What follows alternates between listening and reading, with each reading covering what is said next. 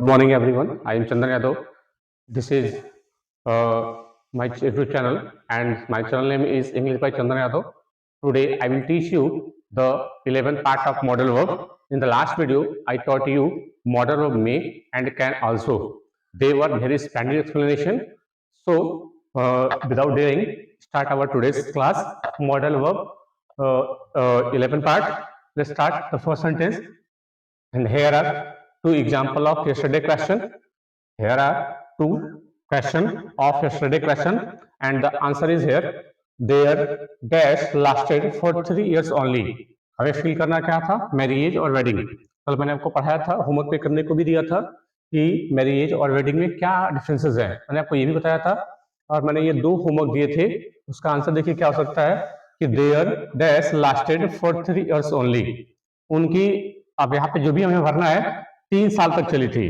बताइए शादी 3 साल चली थी या उनका जो वेडिंग प्लेस था वो 3 साल तक चलेगा. तो रिलेशन जो है उनके 3 साल चले थे, यानी उनकी शादी 3 साल चली थी, है कि नहीं. और वेडिंग किसके लिए यूज करते हैं? वेडिंग जब यूज करेंगे तो वो क्या होगी? वो या तो इवेंट होगा या ओकेजन होगा, है ना. और मैरिज क्या होती है? जो इनका वो संबंध होगा. यहाँ पे हम फिल कर देंगे मैरिज, वेडिंग यहाँ से इसको रिमूव कर देंगे. रखिएगा, काफी अच्छा एक्सप्लेनेशन था. वेडिंग और मैरिज का इनको कब यूज करते हैं? वेडिंग एक इवेंट होता है जिस दिन वो शादी होती है, इसीलिए हम लोग वेडिंग एनिवर्सरी मनाते हैं. जिसकी भी शादी होती है तो वो जो है जिस दिन की शादी होती है तो नेक्स्ट ईयर जब वही दिन आता है तो उस डेट को वो वेडिंग एनिवर्सरी के रूप में उसको मनाते हैं. तो डेट को मनाया जाता है ना. अपनी शादी को नहीं मनाते, उस डेट को जब शादी हुई थी उस डेट को सेलिब्रेट करते हैं. तो यहाँ पे वेडिंग नहीं आ पाएगा, मैरिज हो पाएगा, क्योंकि इनकी शादी जो है 3 साल तक चली थी. डैश प्लानर मैरिज भरना है या वेडिंग भरना है? अब देखिए प्लान क्या किया जाता है? प्लान शादी किया जाता है. कि आप देखेंगे जो वेडिंग प्लानर होते हैं, मूवी में आपने देखा होगा कि जो शादी को ऑर्गेनाइज करने वाले लोग होते हैं वो क्या करते हैं? सजाते हैं, और कहाँ पे फूल क्या लगेगा, कहाँ पे डेकोरेट करना है, तो वो वेडिंग प्लानर कहलाते हैं. जो शादी के इवेंट को परफॉर्म करते हैं, उनको डेकोरेट करते हैं, वो वेडिंग प्लानर कहलाते हैं. तो यहाँ पे हम वेडिंग भर लेंगे, मैरिज यहाँ पे कट कर देंगे. ये रहा आपका कल का एग्जाम्पल. अगर आपने सही जवाब दिया है तो मैच कर लेंगे. तो स्टार्ट करते हैं. विल और जो अपना मॉडल ऑफ सेल चल रहा था उससे कुछ और भी जो क्वेश्चन है उनको देखेंगे. Dash you lend me a few $100 for a month. मैंने कल आपको ये बताया था कि जो सेल है, जो सेल और विल है, विल और सेल को मैंने ये बताया था कि ये प्रोबेबिलिटी के लिए यानी प्रेडिक्शन के लिए यूज किए जा सकते हैं, विलिंगनेस के लिए यूज किए जाते हैं, और परमिशन के लिए भी हम मॉडल वर्ब का विल का यूज कर सकते हैं और सेल का यूज कर सकते हैं. अब जहां पे मैंने ये बताया था कि अगर डूअर जो सब्जेक्ट हो अगर वो आई और वी हो तो वहां पे सेल या शुड का हम यूज करेंगे यदि वो ऑफर के सेंस में हो तो. और यदि हमारा सब्जेक्ट अगर ऑब्जेक्ट हो यानी सेकंड पर्सन हो या थर्ड पर्सन हो तो उस केस में क्या हम यूज करेंगे? मॉडल वर्ब वुड या कुड का यूज कर सकते हैं. विल भी आ सकती है, लेकिन विल जो है, विल एक ऐसी मॉडल वर्ब है जो पोलाइटनेस ज्यादा कैरी नहीं करती है.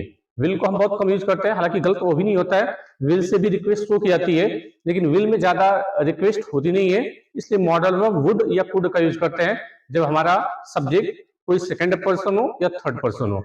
अब देखिए यहाँ पे क्या लिखा हुआ है? Dash you lend me. Lend मतलब उधार देना. Me a few $100 for a month. कोई पूछ रहा है कि क्या तुम मुझे कुछ महीनों के लिए उधार दे सकते हो? अब देखिए यहाँ पे यू क्या लिखा हुआ है? ये सेकंड पर्सन है ना.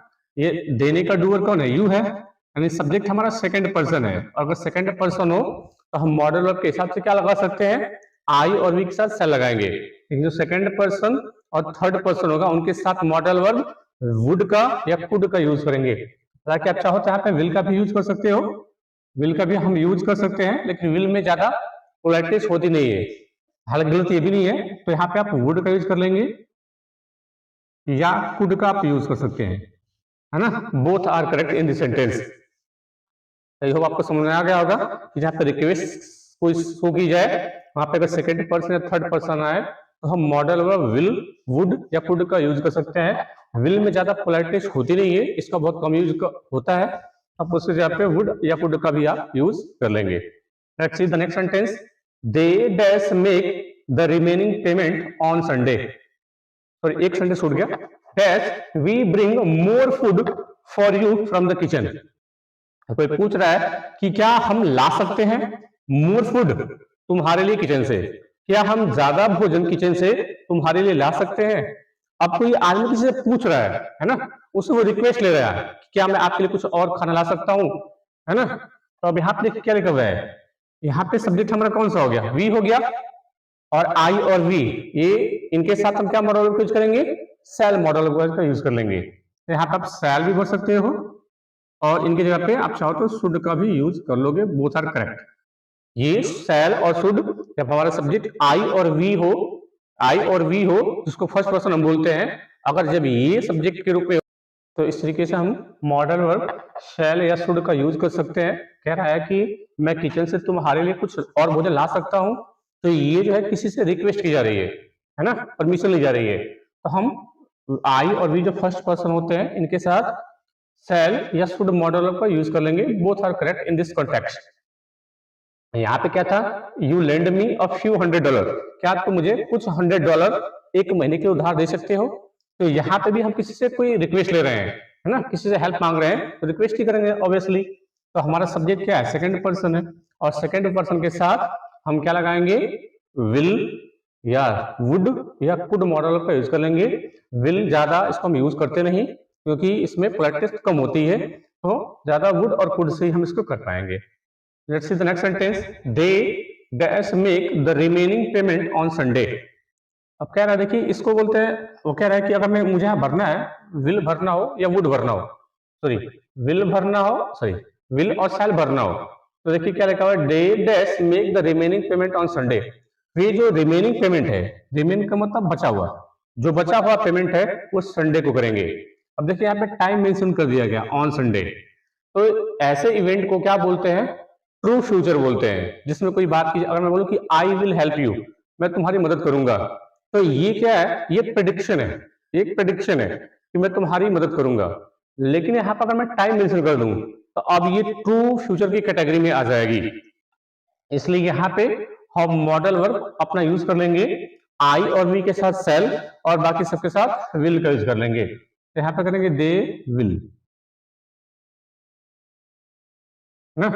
जब ये इसको ट्रू इवेंट बोलते हैं, जब कोई चीज फ्यूचर में जब हो जाए, कोई ऐसा काम जो फ्यूचर में हो जाए, है ना, ये ऐसा काम है जो फ्यूचर में होगा ही होगा। कह रहा कि वे जो बचा हुआ पेमेंट है वो संडे को करेंगे, तो अब ये ट्रू इवेंट हो जाएगी, तो उस केस में मॉडल ऑफ विल या सेल का यूज करेंगे, आई और वी के साथ सेल का यूज, बाकी सभी के साथ हम मॉडल ऑफ विल का यूज कर लेंगे। क्या लिखा, we dash be celebrating 5th anniversary next month. कह रहा है कि हम अगले मंथ अपनी 5वीं सालगिरह सेलिब्रेट कर रहे होंगे, तो नेक्स्ट मंथ यहाँ पे लिखा हुआ है, यहाँ पे भी फ्यूचर का टाइम मेंशन है, तो आई और वी के साथ सेल, आई और वी के साथ सेल, यहाँ पे सेल मॉडल को यूज कर लेंगे क्योंकि हमारा सब्जेक्ट है फर्स्ट पर्सन। तो आई होप यहाँ से आपको समझ में आया होगा। Let's see the another sentence, it dash B good for you if you let this people go now. क्या लिखा हुआ है कि ये तुम्हारे लिए अच्छा होगा, तुम्हारे लिए अच्छा होगा यदि तुम इन पीपल को अभी जाने दो। कह रहा है कि ये तुम्हारे लिए अच्छा होगा कि ये तुम उन लोगों को जाने दो। अब क्या हो सकती है, देखिए ये हो सकती है प्रेडिक्शन भी हो सकती है ना, ये प्रेडिक्शन भी हो सकती है, और कह सकते हैं कि ये थ्रेड भी हो जाएगी। थ्रेड मतलब धमकी देना कि अच्छा होगा कि तुम उन लोगों को जाने दो, तो थ्रेड कह लीजिए या इसको कह लीजिए कि ये प्रोबेबिलिटी है। तो उस कंडीशन में मॉडल वर्ब हम विल और सेल का ही यूज करेंगे। तो फर्स्ट पर्सन हो आई और वी, तो उनके साथ सेल। तो अब यहाँ पे देखिए ये प्रेडिक्शन है, कोई धमकी है, यहाँ पे मॉडल वर्ब विल का हम यूज कर लेंगे, it will be good for you. ठीक है, अगला सेंटेंस क्या है, none of you dash leave this place under any condition. कह रहा है कि तुममें से कोई भी इस प्लेस को छोड़ेगा नहीं किसी भी कंडीशन में, तुममें से कोई भी आदमी इस जगह को छोड़ेगा नहीं। तो अभी क्या है, अब देखिए ये ऑब्लिगेशन है, ऑब्लिगेशन जैसे कि अगर मैं बोलूं तो जनरल सेंस में कोई कॉन्ट्रैक्ट हो जाए, कोई बॉन्ड हो जाए, कोई एग्रीमेंट हो जाए या कोई लीगल डॉक्यूमेंट्स हो, तो उन सभी के साथ मॉडल ऑफ सेल का हम यूज करते हैं। जैसे कि आप देखेंगे कि कोई भी जो दस्तावेज होते हैं, जो कोर्ट कचहरी के कागजात होते हैं, उन सभी में आप देखिएगा जो कह सकते हैं कि पब्लिकल अनाउंसमेंट हो, जो सबके लिए हो, तो उस केस में मॉडल ऑफ केवल और केवल सेल का यूज करेंगे। जो कानून से रिलेटेड बातें हों और जो फॉर्मल तरीके से सबके लिए अप्लाई हो, उस केस में मॉडल वर्ब हम शैल का यूज करेंगे। तो कह रहा है कि तुम में से कोई भी इस प्लेस को छोड़ेगा नहीं, ये फॉर्मल अनाउंसमेंट है और इसमें केवल और केवल मॉडल वर्ब शैल का यूज करेंगे। यहाँ पे हम शैल मॉडल वर्ब भर देंगे। तो इस हिसाब से हमारे मॉडल वर्ब सही हो जाएंगे, इनको ध्यान रखिएगा। बाकी आज के लिए इतना, ये होमवर्क है, ये 2 क्वेश्चन आपको इसमें क्या करना है, आपको इसमें से इरर करेक्शन करना है। इसमें क्या गलती है, इरर क्या है और करेक्शन क्या है, ये दोनों को करना है।